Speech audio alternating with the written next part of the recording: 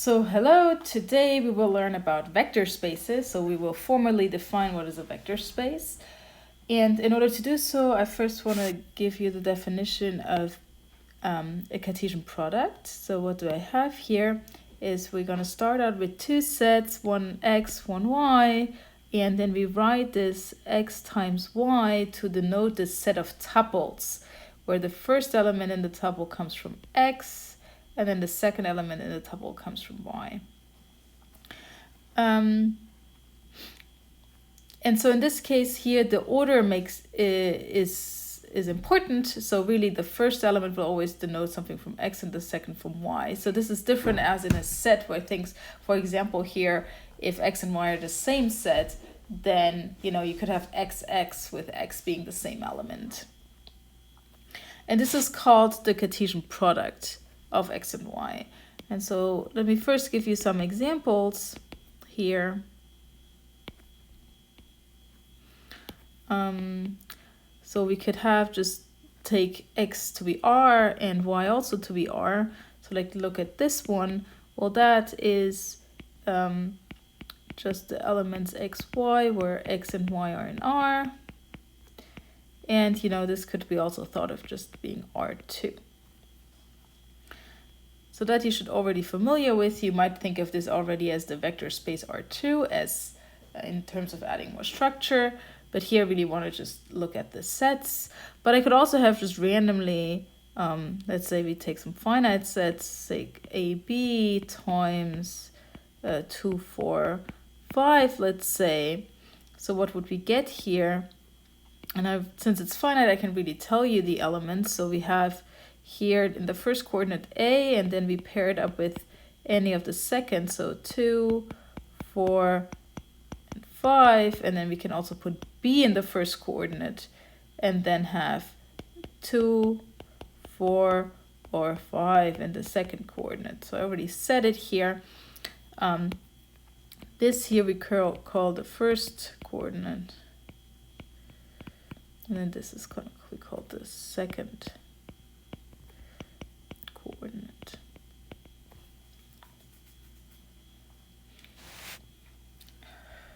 Okay, great. And I'm gonna go ahead and probably have to go to the next page, but maybe I can fit it here. Let's see, it's too big, so let's go and let's just start a new page. And so here is now the definition of a vector space. And I will go through that slowly. Okay, so first of all, we'll take a set here, y, v. Okay, usually that's how we denote a vector space, by v. And then we're going to have two operations. We have going to have an addition and a scalar multiplication here. Yeah. And what do you do is, well, you think of this addition, yeah, so adding v plus w, you think of this as a function that takes the tuple vw to the sum. So it's a function that goes from, say, v cross v, so the Cartesian product of the set, to the vector space itself. And then as second here, we think of scalar multiplication also as a function. And in this case, well, we'll take a real number and we take a vector. And well, what's going to spit out is the scalar multiplication of the two. And this again will be an element just in the vector space. So this is just a fancy way of coding addition and scalar multiplication. So the first thing here is addition. And we think of it as taking two elements from the vector space and mapping it to the sum. And then the second is scalar multiplication. And the way we think about it is we'll take a scalar here and we take a vector and then we map it to the scalar multiplication. And then we have certain things that are verified. So these are the following axioms. So first of all, we have that the order how I'm adding things up don't matter. So this is the same as in a field, we call this commutative. So addition in a vector space is commutative. The second axiom tells us that the brackets don't matter. So it's similar as in a field, what I was talking about, which is so-called associative. So if I add up u plus v, and then to that outcome I add up w, I can also first add up v plus w here, and then add this to the right to u.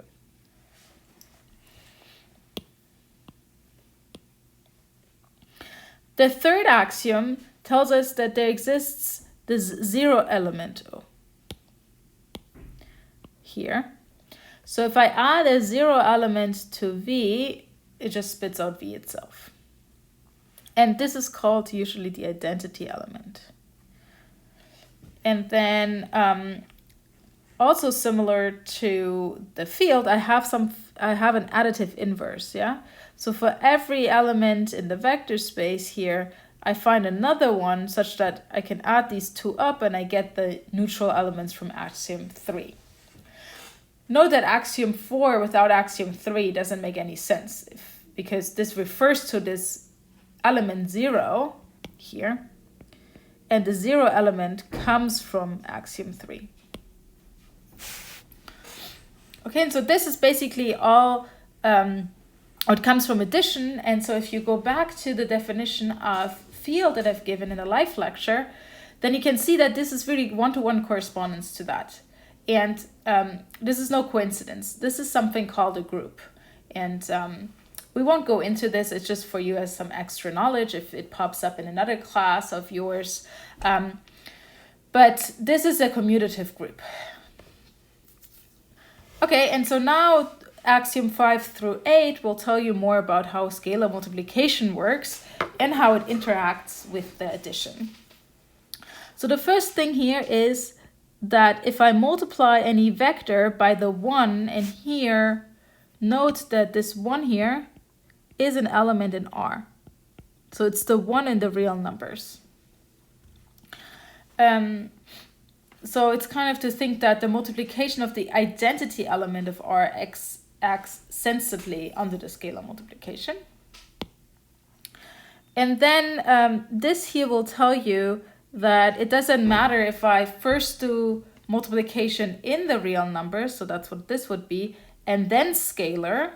Yeah, so this here is first multiplication in R, and then second scalar multiplication.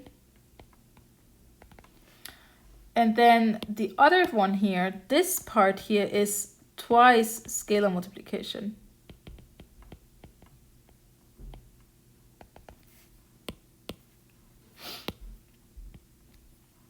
Yeah, so again, it will kind of tell you that the interaction between multiplication and scalar multiplication is sensible. Then you have these 7 and 8 that now the addition and scalar multiplication works nicely. So just that if I multiply a scalar times the addition of u plus v, then, well, I can also just first multiply the scalar times each of the vectors and then add that up. And last but not least, we can also add first up here in R, okay, and then scalar multiple. Or we can here first do scalar multiple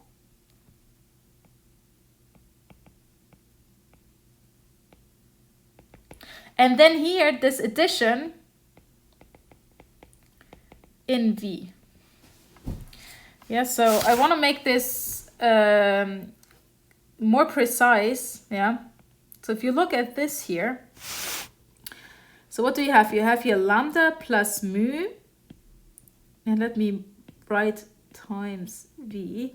Okay, what I could do is here, I could also do a little index R here, just to make sure that everybody knows what we're talking about. Yeah, I want to be very precise. And then this is equal to lambda times V. This is scalar multiplication, and then here I add up. But this now is a different addition. This is an addition in the vector space. Yeah?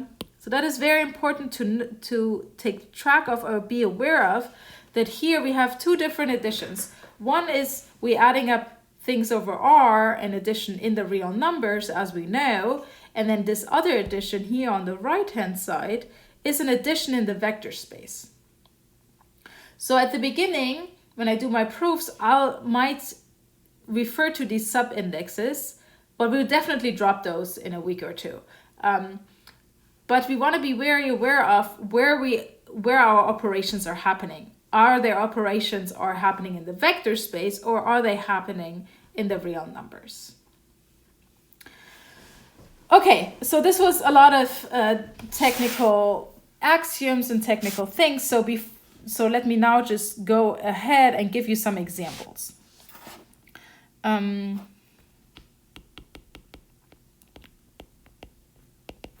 So the most common example that you probably know are the Rn's. So first, let n be a natural number, then the set of n tuples denoted by R to the n is a vector space over R.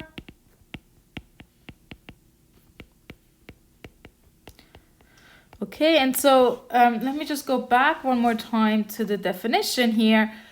See that you have in the definition of the vector space a set, and you have these two operations. So in order to really tell that something is a vector space, I also have to tell you what are addition and what are the scalar multiplication. So in each of these examples, I'll let you know. So this is under coordinate-wise addition.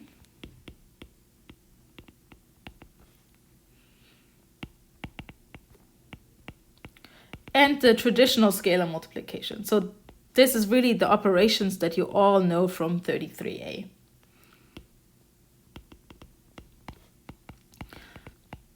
Okay. And so this is probably where 33a stopped. You really just analyzed Rn's or even just R2, R3, R4 maybe. And so in this class, we really want to go beyond that. So the idea is kind of to get an abstract view on vector spaces, and it turns out that there's plenty of other ones that really work in the same manner. So for example, we can take matrices. So let nm be an n. Then the set of m times n matrices is a vector space over R.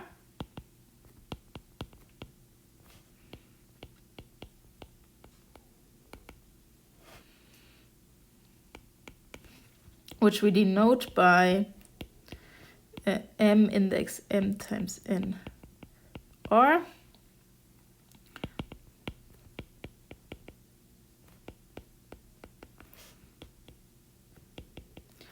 And so then how do we add things up? So under matrix addition and scalar multiplication. So scalar multiplication just means you multiply each coordinate times the scalar. Great. And so now we're going to get more and more abstract, at least in my opinion. So what we can also do is we can think of polynomials as being vector spaces. So we fix again an n, and then we say that the set of polynomials of degree at most n of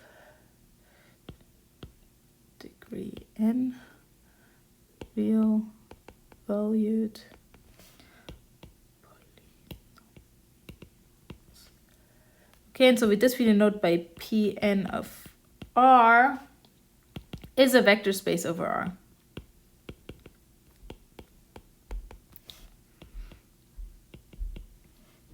Okay, and then what do we do? What kind of addition? So we add the coefficient to each other. So under coefficient-wise addition,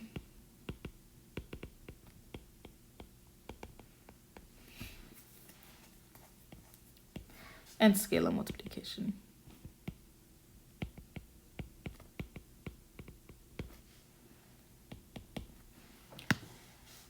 Okay, so we can do that with here with a fixed number n, but we also can just take all polynomials. So the set of all real valued polynomials, and then it's just PR, which can also be thought of the union over an MPNR, is a vector space over R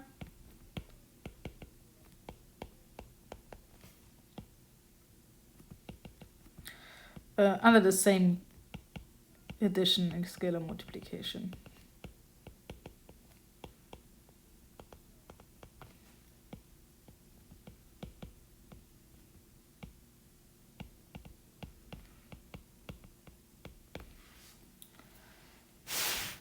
And then last but not least, number 5 is we're going to look at the set of real valued functions.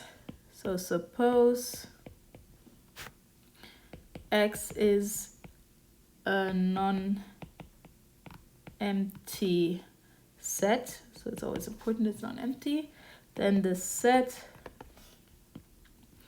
of real valued functions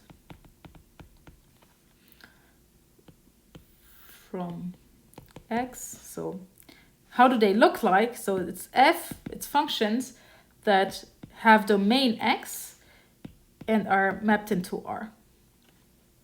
So this is a vector space over R. And so let me just write this down under pointwise, and I will explain in a second what this is, and scalar multiplication.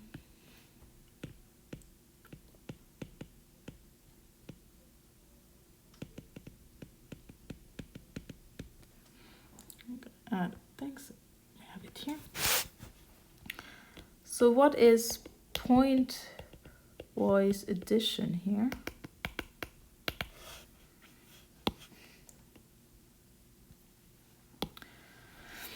So let f from x to R and g from x to R be two real valued functions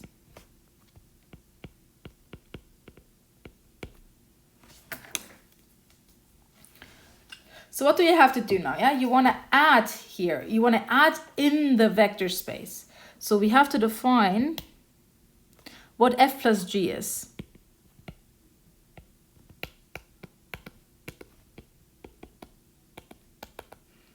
Yeah, so what happens if I want to add up functions? And the way we define is we're going to define what does this function do on an element x. So we need to define what f plus g applied to x is for any x in x. So now let x be an x. And what I do is, well, you might be already thinking right here, I have an idea. Well, I want to do it pointwise, so well, I'm just going to add up what they do on each of the points. Yeah, so the sum of these two functions applied to g applied to x is just the sum of the outcomes. And then okay, so let me go back to what I was saying before. I want to kind of let you know where am I adding. So here I'm adding in the vector space, and here I'm adding it over in R. So if this is unclear, I'm more than happy to talk more about it in a live lecture and make this more clear. And so now I think it would be a good idea for you guys to kind of go back to the examples we have here and check at least some of the axioms and get more familiar with it. But I think a better way of kind of getting also used to these axioms is to look at non-examples. So example 7 in the notes is what we're going to do now is we're going to look at sets together with certain operations, and then we'll see which of the axioms hold and which ones do not hold. So what we're going to do is we're going to define unusual additions on R2. So number 1 here, define an unusual addition on R2 by, okay, what we're going to do is x1, x2 plus y1, y2 is going to be equal. And so in the first coordinate, we're just going to add up normally. But in the second coordinate, we're going to subtract. And so this is subtraction in R.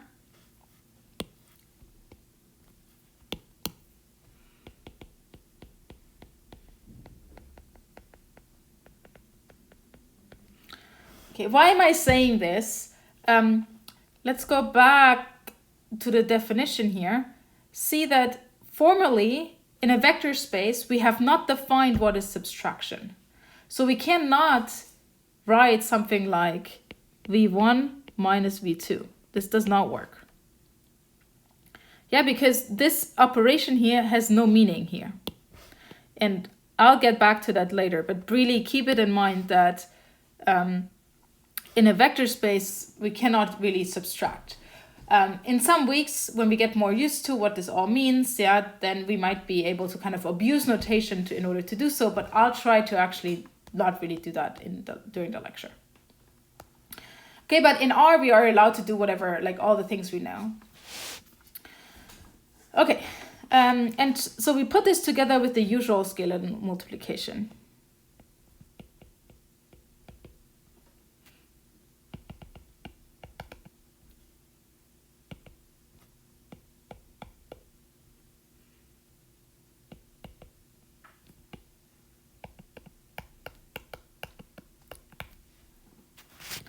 And now we gonna go back to the axioms, and so we can see that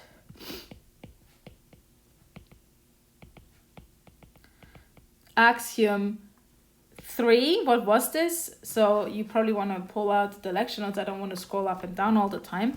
Axiom 3 was the neutral element. And here the neutral element works out well. It's just going to be 0, 0 as well.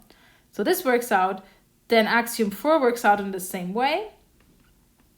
Axiom 5 works out. So note that axiom 5, 6, and 7, or then maybe for those I am going to scroll back, they are here really talking about, especially 5 and 6, only about scalar multiplication.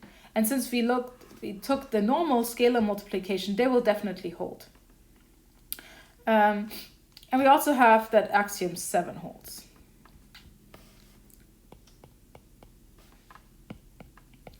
Okay, it would be good exercise to check that at home.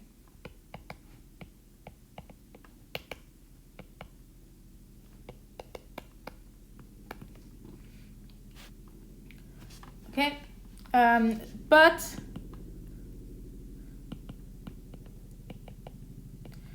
axiom 1, 2, 8 fail, and we'll show that.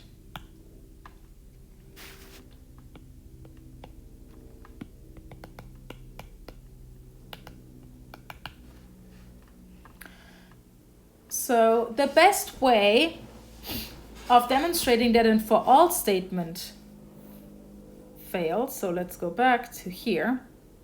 Yeah, what was number 1 here?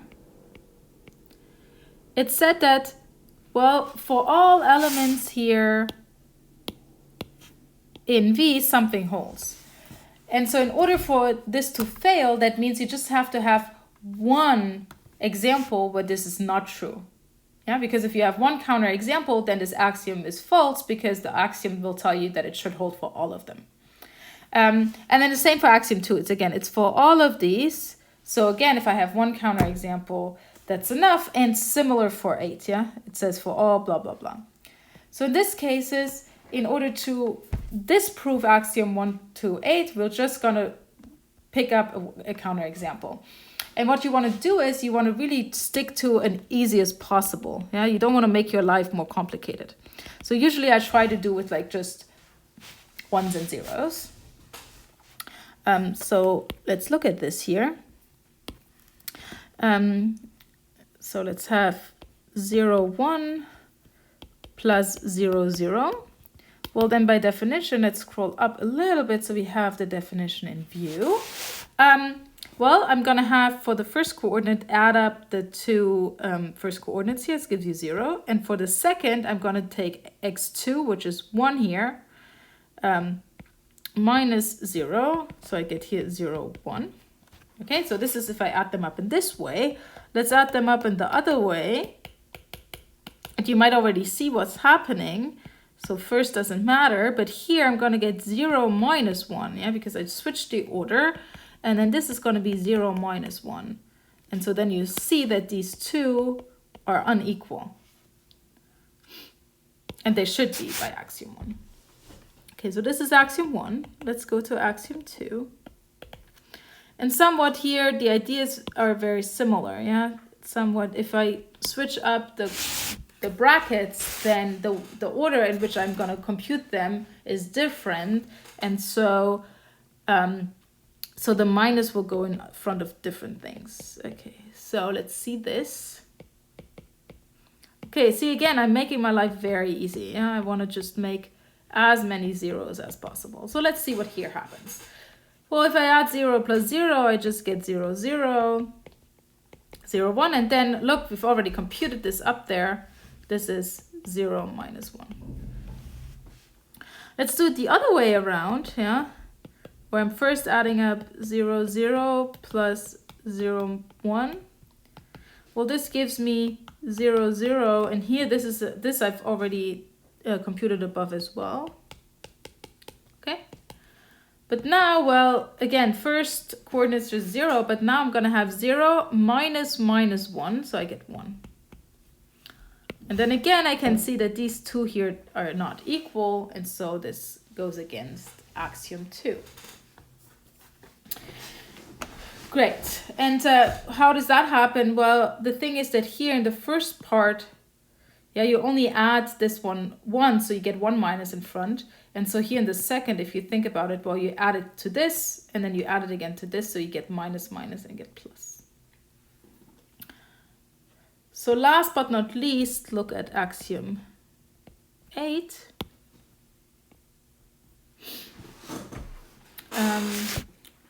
And here we also can pull out a counterexample. Oops.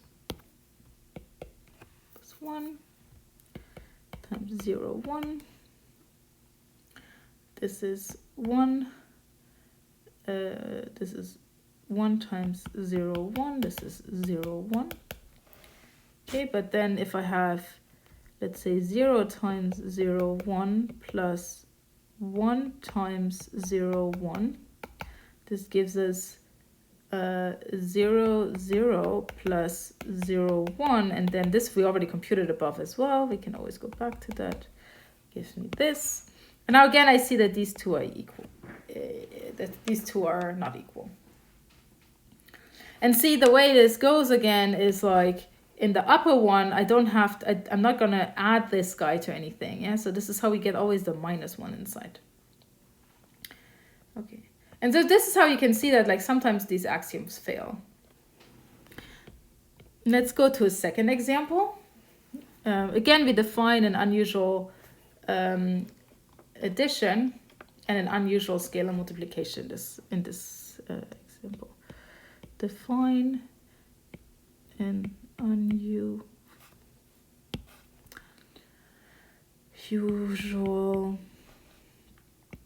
addition and scalar multiplication on R2 by, and so what we're going to do is x1, x2 plus y1, y2 is going to be x1 plus y1. So again, as before, in the first coordinate, we really do the normal thing. But then in the second coordinate, we just let it equal to be 0. And lambda x1, x2, similar as above, we're going to do the same in this first coordinate, but then let the second coordinate just be 0. Okay, let's go to the axioms. Well, let's see. So the first one is the ones that are going to hold, and then the second one will be the ones that are going to fail. Let's think about axiom 1. Axiom 1 tells you you can switch these ones up here. And so here this works, right? But because like the first one here will commute as well. So axiom 1 will hold. Axiom 2 the same, yeah, you can go through that. It's about the brackets, but the brackets here really don't matter. Now let's look at our axiom 3, if you can pull it up. Axiom 3 tells that there's a neutral element. But be careful, yeah, if you here, when you add up something, you will always get a 0 in the second coordinate. So no matter what your first element is, yeah, if you add something to it, it becomes 0. So let's say you start with something that doesn't have a 0 in the second coordinate. Well, then no matter what you add to it, you will never get the same. So axiom 3 will fail. And then as I said before, if axiom 3 fails, axiom 4 has to fail. Now axiom 5 tells you that 1 times a vector is equal to the vector itself. Again, this fails axiom 3 because here, if you look at the scalar multiplication, the second coordinate will always be 0. Yeah, so if I start, for example, with 1, 2, no matter what lambda is, it will never be 1, 2 because it will be something 0. Okay, and then the scalar multiplication, those are all fine. So 6, 7, 8 will be up here. Okay, and so again, I encourage you to check this. And this we will show.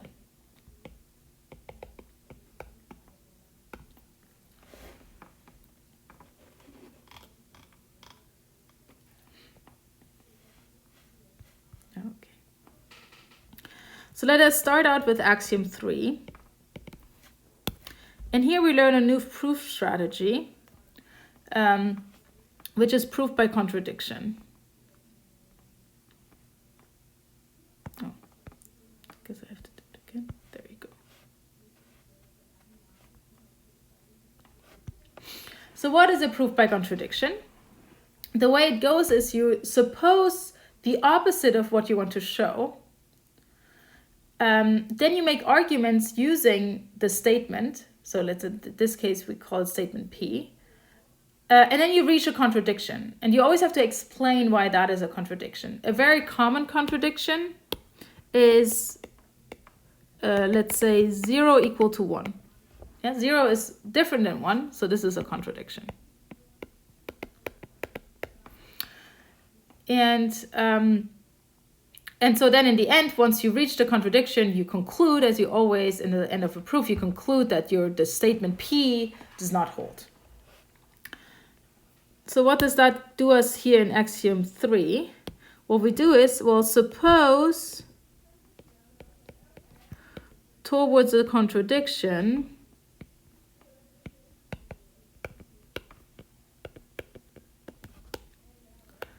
that there exists a 0 element.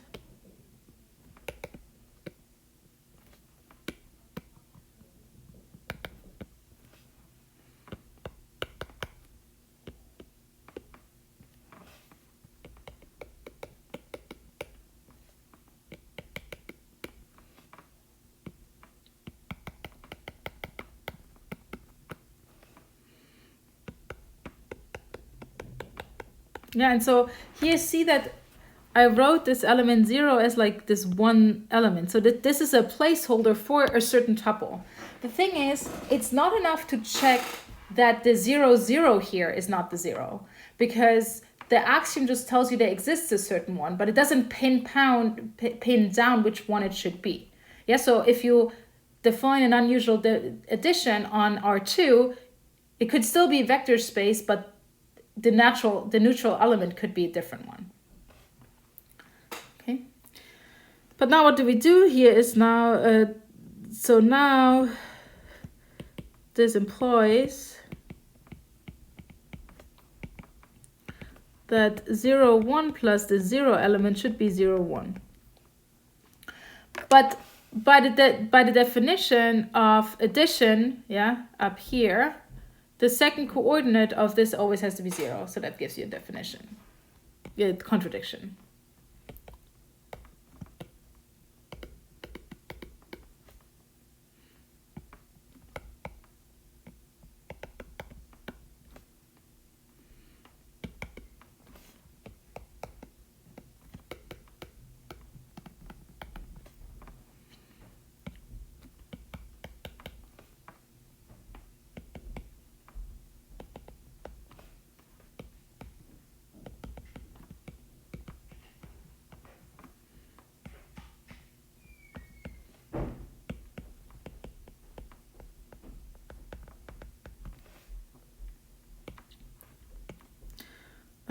Thus,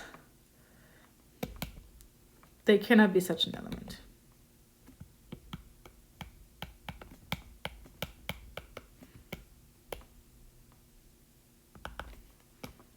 And so axiom 3 fails.